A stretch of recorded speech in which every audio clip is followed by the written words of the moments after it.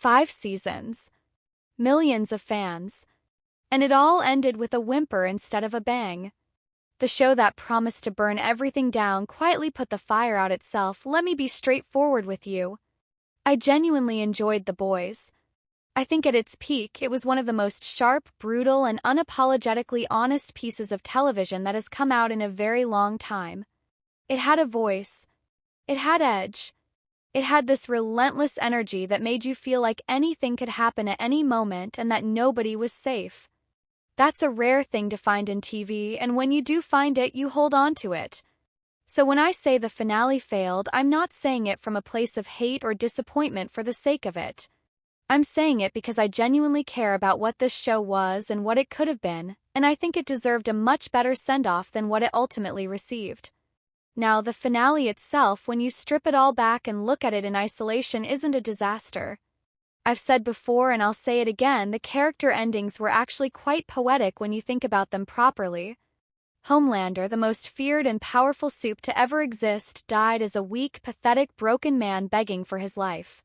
He became the very thing he spent 5 seasons making sure nobody ever saw him as: powerless.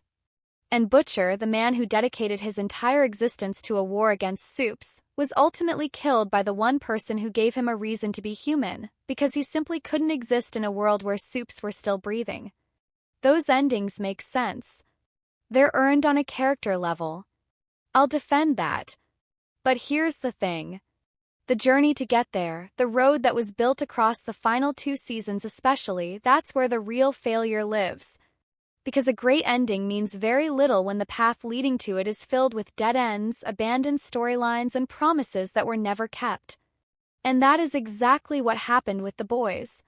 The show made you believe certain things were coming, planted seeds, built expectations, and then quietly walked away from almost all of them without ever acknowledging that it had done so.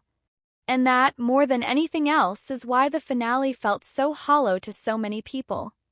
To understand where it all started to go wrong, you have to go back to the moment the show began pulling its focus away from what made it so compelling in the first place. Post-season 3, The Boys started to shift. The raw, grounded, street-level brutality that defined the earlier seasons began making way for something broader, something more tangled up in a wider universe that the show was trying to build. And the single biggest reason for that shift, the thing that I genuinely believe altered the entire trajectory of the final stretch of this show, was the creation of Gen V. Gen V was a spin-off. A spin-off that was greenlit and developed while The Boys was still very much in its prime. And in theory, there's nothing wrong with that. Spin-offs can work.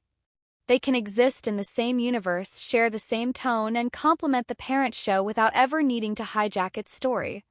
But that's not what happened here. Instead of Gen V being allowed to stand on its own 2 feet and tell its own story, it got pulled directly into the main plot of The Boys in a way that ended up doing serious damage to both shows. The virus storyline, which began as the central narrative of Gen V's first season, somehow became the backbone of The Boys seasons 4 and 5. And that decision, that choice to tie them together so tightly, is where the cracks really started to form. Think about the weight that was placed on that virus. It was positioned as the potential answer to the Homelander problem. The thing that could strip soups of their powers and level the playing field. 2 seasons of Gen V and 2 seasons of The Boys were spent building toward it, referencing it, treating it like this ticking time bomb that was eventually going to go off and reshape everything. Audiences invested in it. They theorized about it. They waited for it. And then the finale came and the virus did absolutely nothing. It was never released. It never harmed Homelander. It never changed the course of the war in any meaningful way. It just disappeared. Like it was never there at all. That's not a minor writing fumble. That's a fundamental breakdown in storytelling. When you spend that much time and that many episodes building something up as a major plot device, you have a responsibility to pay it off.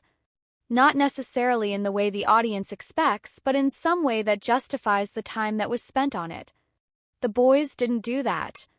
It walked away from the virus storyline completely, and in doing so, it rendered the entirety of Gen V essentially pointless within the context of the wider story. 2 full seasons of a spin-off show gone. Irrelevant. And that's a harsh thing to say, but it's the truth. And it wasn't just the virus storyline that got abandoned. 'Cause once you start pulling on that thread, you realize just how many other things were quietly dropped along the way. How many characters had their arcs built up and then left incomplete? How many moments felt like they were leading somewhere important, only to arrive at absolutely nothing? The Boys, in its final stretch, had a habit of starting conversations it never finished. And nowhere is that more visible than in what happened to some of its most important characters. Let's talk about Starlight. Because I think Starlight's treatment across the final season is one of the clearest examples of the show losing its grip on what it originally set up. Go back to where she started. She came into this world as an outsider, someone who genuinely believed in being a hero, who had this real sense of hope and morality that put her in direct opposition to everything Homelander represented. And as the show progressed, that opposition grew. The Starlighters were born. A whole movement. People rallying behind her, believing in her, standing against Homelander and everything Vought stood for. Felt like the show was building toward this massive public reckoning, this moment where the divide between her and Homelander would finally explode into something that would shake the entire world of the show. That never happened. Instead, Starlight spent the final season feeling like a supporting character in her own story. Her powers felt nerfed to the point where you genuinely started to wonder whether the show had forgotten what she was capable of. The public divide between her and Homelander, which once felt like one of the most politically charged and compelling threads in the entire series, just faded out. We never saw the Starlighters get their moment. We never saw the camps shut down, the prisoners freed, the people who stood by her side finally being proved right. The movement that was once treated as one of the most important things happening in the show just quietly dissolved, and the show moved on like it had never existed. That's a meaningful loss. Not just because it's an unresolved storyline, but because what it represented mattered. The Starlighters weren't just a plot device. They were the show's way of saying that ordinary people pushing back against corrupt, unchecked power could actually mean something. Dropping that thread without resolution didn't just leave a gap in the narrative, it undermined one of the show's most important ideas. And I think a lot of people felt that, even if they couldn't quite put their finger on exactly why the finale felt like it was missing something. Then there's Marie. And this one genuinely frustrates me because the setup was so deliberate and the payoff was so non-existent that it almost feels like the writers changed their minds somewhere along the way and just never told anyone. Marie was introduced in Gen V as this incredibly powerful soup, someone whose abilities were unlike anything we'd seen before.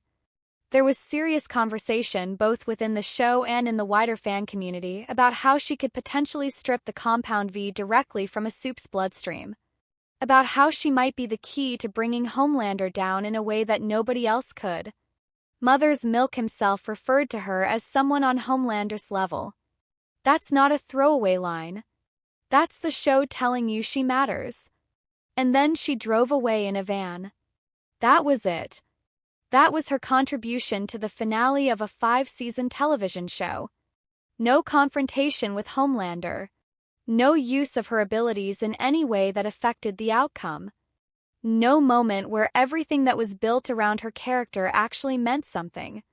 She was introduced with enormous potential, carried through 2 seasons of her own show, crossed over into the main series, and then was sidelined so completely that her presence in the finale was essentially decorative.